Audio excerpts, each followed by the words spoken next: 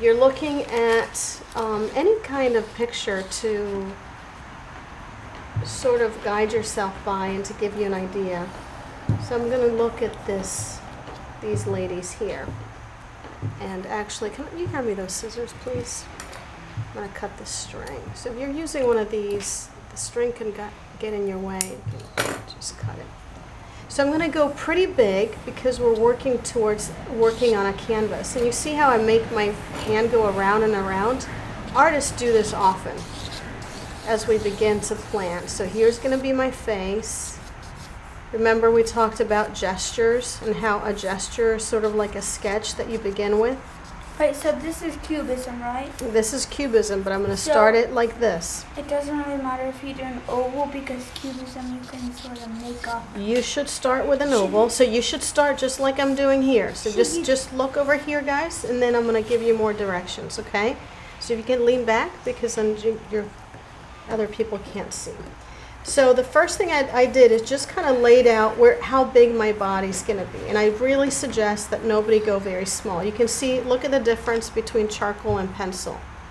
Chunky, thin. Yeah. So with chunky, it's harder to do anything. Okay, so now I'm going to go from up here, because like I said, I really like those side views. I'm doing it softly. The charcoal you can't erase, okay? You're only going to get one piece of paper, so you need to be careful. Can you stand up straight so Henry can see? Then I'm going like this. I'm pressing the charcoal, not at all, okay? If I were to press it, it would be very dark like that, and it would even make a noise. Henry, can you? Yeah, so that other people can see. So now I'm going to go ahead and go with my eye this way. With my eye that way. So this one will look like it's going this way. Then I can create a mouth here. It could be smiling or not.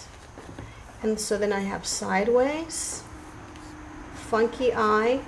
I can even do funky eyelashes.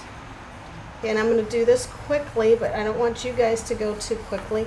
I can make her head really quite round too. Right? Because we saw Picasso did that. Because it's Cubism. Because it's Cubism. I can make her have like a big ear. Hold on to your questions until I'm done, okay? I can have her have hair on one side and yet not the other. I can have her be bald on the other or curly hair. Now as I come down here and I want to keep going with a Cubism, she has a necklace here. So I could play with that. She definitely has a different kind of thing going on there than in the picture. I can cut her neck. Well, I'm not going to cut her neck, but you know what I mean. And then neck off. Yeah, then her next thing is going to be her hands, because it would be too boring without hands, right? So, oh, and an easy way to start a hand, by the way, is start it with like a rectangle. And this goes even when you do real hands. Remember, your thumb comes from the side, fingers from the top. But she's going to have these cool, weird fingers. Yeah, very cubist. And I want to be able to put color in her fingernails. So it's definitely going to have that. Now here, I'm going to do some, I don't want lines, that's not good. So I'm going to do checkers right here. And then here maybe some circles to kind of go with those. Because even if it's Cubism, you can still kind of do things that'll make for good composition. What to do here? Let's see. I could do some sideways things. Well, you could do some diagonal checkers. I could do diagonal checkers too. And, oh, I forgot my moon in the background, so I definitely want a moon. Do you always have to put a moon in the background? I like to. You don't have to. She's going to have a sideways. All the pictures basically have a moon in them, a lot of them. Do they? Hey, I hadn't noticed that. Thanks for noticing. Oh, and cheek things. I forgot those too. Cheekbones. Yeah, so cheekbones. right there. Now I'm working with charcoal, and now I'm gonna go ahead and put in some color. Katrina, you know where the pastels are? Yeah. Oh wait, they're right under me. I know. I Can just you saw that. I just saw sorry, that. can you give me a blue and a red? Are you okay with that? Yeah. Yeah? I'm trying to rush so you're not having to hold it for too long. Thank you. Okay, so once I'm done with that, I didn't press too light, guys. Okay, now I can start adding shadows. But the other thing is, when I add the chalk pastel, is this chalk? That one looks like a weird one. When I add the chalk pastel, I'll do it. Yep, can you lean back, sweetie? So you do it like this, sideways, not pointy, sideways. I love doing it that way. Okay, I'll show you. Usually we do this for you, so I'm going to have my older kids look out, make sure that the younger ones are not using it wrong, because usually I walk around and I'll lay it out for you, because people use it like this, like a pencil. You don't use it like that, it lets out too much chalk. Yeah. You don't keep going like that either. Did you see that I just went 1, 2, 3, do this side red. Like that. That's it. Okay, I'm just going to make some marks like that. Can you hand me a purple and a pink?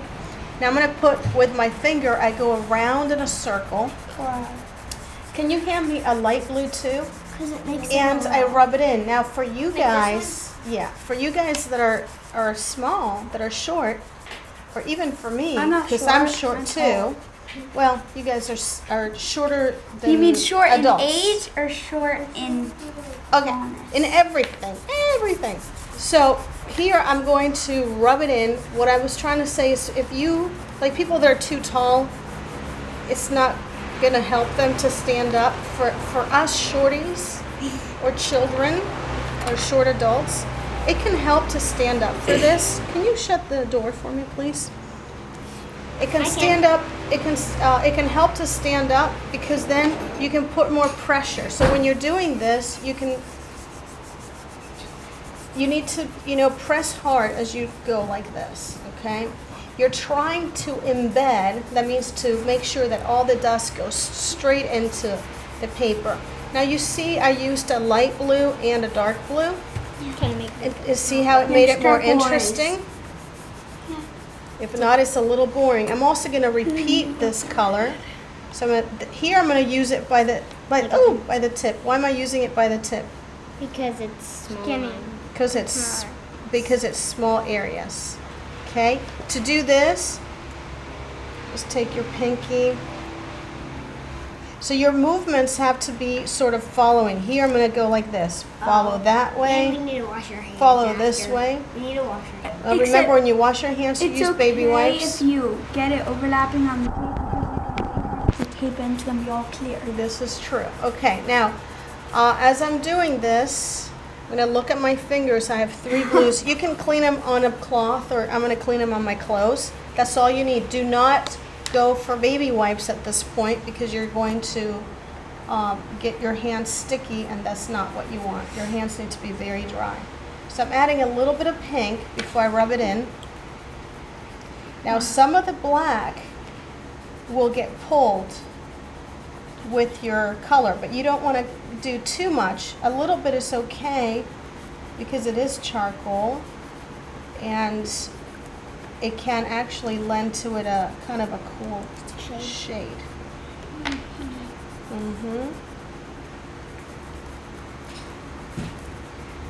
If you want, you can turn it off, and then we'll turn it back on. Okay. Yeah, because you're getting tired? It's fine right now, sure? actually, yeah. Okay. Transition. Now you're thank on track. Okay, so you see how that works? Now, for these little areas, you can just go, like when I do it with a tip, look at that. I just do a tiny little thing like that, And then it can smudge a whole and then I lot. rub. You see? So you don't need to go a whole lot. Just like this, Because just a little bit can do a lot. just a little bit does a lot. These are good pastels, and they let out a lot of chalk. How am I going to do it when I go to the cheek? How am I going to move my finger when I move to the cheek? Go. Yeah, I'm just going to sort of press and go.